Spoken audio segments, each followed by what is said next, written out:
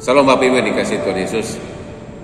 Dalam surat Rasul Paulus kepada jemaat di Galatia, Galatia pasal yang ketiga ayat yang pertama sampai dengan ayat yang ke-8, sungguh sangat mendalam arti firman Tuhan yang disampaikan oleh Rasul Paulus. Dia menyampaikan bahwa menegur dengan keras, hai orang-orang Galatia yang bodoh. Dan di pasal yang di ayat yang ketiga sampai yang keempat dikatakan bahwa kamu yang awalnya dipimpin oleh roh, jangan mengakhiri kehidupanmu dalam kedagingan.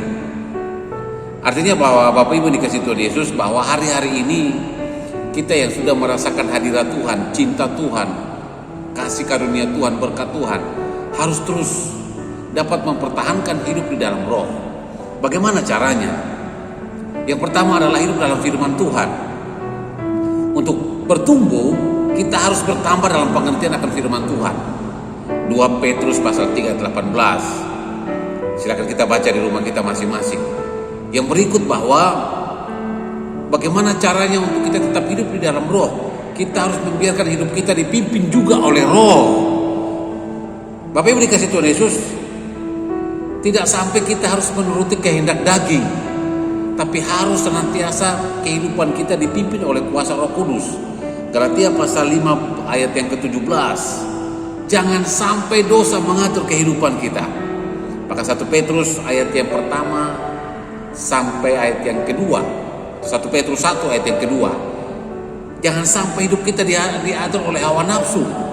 Jangan sampai hidup kita diatur oleh keinginan-keinginan daging. Terus bagaimana kita harus hidup dalam roh? Hal yang ketiga adalah menyucikan diri untuk pelayanan dengan tulus. Hari-hari ini orang menganggap bahwa pelayanan itu hanya milik pendeta, hanya milik majelis, tetapi jemaat tidak turut dalam pelayanan. Jangan. Bapak Ibu, marilah datang untuk melayani Tuhan bersama-sama di rumah Tuhan dengan tulus. Saat-saat demikian nih, kita beribadah dari rumah kita masing-masing. Mari kita saling melayani dalam ketulusan. Jadilah seorang suami yang melayani dengan ketulusan bagi istri dan anak-anaknya. Jadilah seorang istri yang melayani di dalam roh dan ketulusan bagi suami dan anak-anaknya. Jadilah anak-anak yang bertumbuh dalam kasih karunia Roh Kudus yang melayani kedua orang tuanya. Layani dalam ketulusan. Itulah ciri khas orang yang dipimpin oleh Roh Kudus. Dan yang keempat, peliharalah persekutuan tubuh Kristus dengan baik. Ini hati-hati.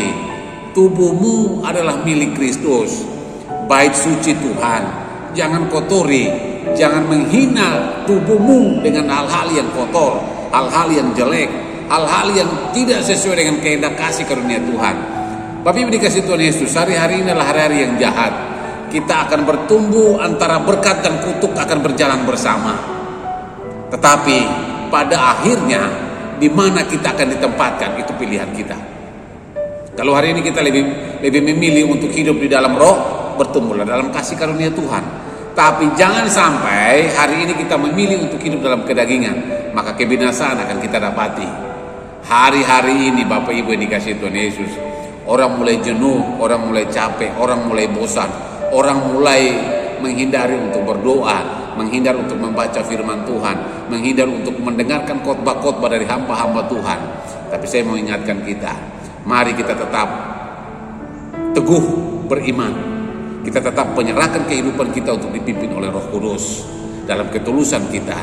Rajinlah membaca firman Tuhan, hidup yang dipimpin oleh Roh, menyucikan diri kita dalam pelayanan dengan baik, pelihara kasih karunia Tuhan, terus bertumbuh dalam anugerah Tuhan.